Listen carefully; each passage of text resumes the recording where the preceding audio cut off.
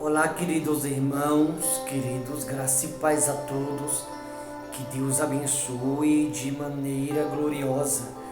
Queridos irmãos, eu estou passando aonde eu tenho aqui uma palavra pastoral ao seu coração. Você vai ver aqui na escritura o porquê o adversário ele tem prevalecido na vida de tantas pessoas. O adversário ele tem prevalecido na vida de tanta gente. Eu queria que você redobrasse sua atenção nesta mensagem, em especial o final da mensagem. E você vai ver exatamente porque o adversário tem prevalecido e o que fazer para que o adversário não mais prevaleça, mas para que você prevaleça sobre ele e não ele sobre a sua vida. Jeremias capítulo 1, versículo 5 diz assim: Antes que eu te formasse no ventre materno, eu te conheci. E antes que saísse da madre te consagrei, e te constituí profeta às nações. Então lhes disse eu: Senhor Deus, eis que não sei falar, porque não passo de uma criança. Mas o Senhor me disse: Não digas não passo de uma criança, porque a todos a que eu te enviar irás, e tudo quanto eu te mandar falarás. Não temas diante deles, porque eu sou contigo para te livrar, diz o Senhor. Veja que Deus falou aqui para Jeremias, antes que fosse formado um objeto inerte no ventre materno da tua mãe, eu te conheci. Antes de sair da madre, te consagrei, te constituí profeta às nações. Veja que Jeremias já nasceu com essas qualificações, já nasceu predestinado para um propósito. Porque antes dele ser formado, tornar-se objeto inédito no ventre materno da mãe, Deus disse: eu já te conhecia. Antes de sair da madre, te consagrei.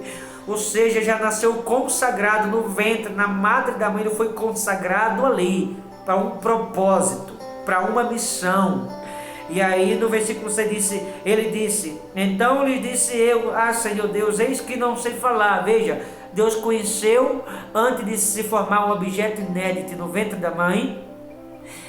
Antes de sair da madre da mãe, Deus consagrou e constituiu o profeta da nação. E Jeremias está dizendo: Senhor, eis que não sei falar, não passo de uma criança. Com todas essas qualificações, e nem falar Jeremias sabe. Óbvio que Deus ia usar Jeremias.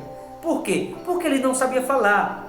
O que isso significa? Quando alguém sabe falar, aquele alguém fala e responde por si, porque sabe o que está falando, sabe falar. Mas no caso de Jeremias, que não sabia, foi exatamente esse o motivo de Deus usar ele, por ele não saber. Como ele não sabia falar, Deus falou por ele. Como Deus falou por ele, Deus respondia também por Jeremias, como ele diz no versículo 6. Então lhe disse eu: Senhor Deus, eis que não sei falar, porque não passo de uma criança. Olha o 7. Mas o Senhor me disse: Não diga não passo de uma criança, porque a todos que eu te enviar irás, e tudo quanto eu te mandar, falarás. Não temas diante deles, porque eu sou contigo para te livrar, diz o Senhor. Ou seja, o fato de você não saber falar não é o problema, eu vou falar por você. Eu respondo por você, Jeremias. Quem sabe falar, fala por si. Mas no teu caso que não sabe, eu vou falar por você. Porque quem sabe fala por si responde. No teu caso você não sabe, exatamente por isso que eu vou te usar. Eu vou falar por você e por você respondo eu. Não tema, diz no versículo 8, diante deles, porque eu sou contigo para te livrar, diz o Senhor. Não temas, o que eu te mandar falarás, onde eu te enviar irás. Não tenha medo que eu sou contigo. No versículo 10 diz assim: Olha que hoje te constituo sobre nações e sobre os reinos, para arrancares, derrubares, destruíres e arruinares, também para edificares e para plantares. Veja que Jeremias não sabia falar, ele disse: não passo de uma criança, mas exatamente por ele não saber falar e por ter a inocência de uma criança, é ele que Deus vai usar. Jeremias vai ser o profeta do contra-ataque, ou profeta do confronto. Porque qual é o propósito de Deus na terra através da vida de Jeremias? Ou usando Jeremias como seu mensageiro, é arrancar, desenraizar o povo do pecado, arrancar, derrubar, ou seja, desmoronar, destruir a obra que o adversário tenta fazer na vida de alguns, arrancar, derrubar, destruir, ou seja, destruir completamente a obra do adversário e arruinar. O que significa isso? arruinar os planos do nosso inimigo, arruinar os planos do nosso adversário, desfazer os planos do adversário, colocar um ponto final, destruir totalmente a obra do diabo, desmoronar a obra do diabo, desfazer a obra do diabo. Esse é o propósito de Deus na vida de todo homem e mulher de Deus que conhece a palavra, é destruir a obra do adversário. Após destruir a obra do adversário totalmente, a pessoa vai passar pelo processo de edificação, que significa se preparar. Depois do processo de edificação, que é estar preparado, aí a boa semente no final do versículo 10 será plantada. Qual é a palavra de Deus no coração daquele alguém? E por que, pastor? O senhor disse no início que o adversário está prevalecendo na vida de muitas pessoas. Lógico, sabe por quê? Quando a Bíblia diz arrancar, derrubar, destruir e arruinar, está se falando das armadilhas do adversário na vida das pessoas. Por exemplo, a pessoa está na presença de Deus e brigando em casa, marido com a esposa com o marido o tempo todo. Não toma vergonha. O que significa? O adversário está prevalecendo na vida daquele alguém. Tem que destruir essa obra do diabo naquele casamento. Uma pessoa está na presença de Deus, mas está na mentira. Também é uma obra do diabo na vida daquele alguém. Tem que ser desfeita, tem que ser destruída. Tem que desfazer totalmente aquela obra para que a boa semente seja plantada no coração daquele alguém. Aquele alguém está na presença de Deus, mas está andando na vaidade do pensamento, na rebeldia, na ignorância do coração. Significa que o adversário está prevalecendo na vida daquele alguém. Aquela pessoa está na presença de Deus, mas continua sendo infiel. Obra do diabo, infidelidade, o adversário está prevalecendo na vida daquele alguém. A pessoa está na presença de Deus, mas continua muitas vezes o irmãozinho, é vaidoso, orgulhoso.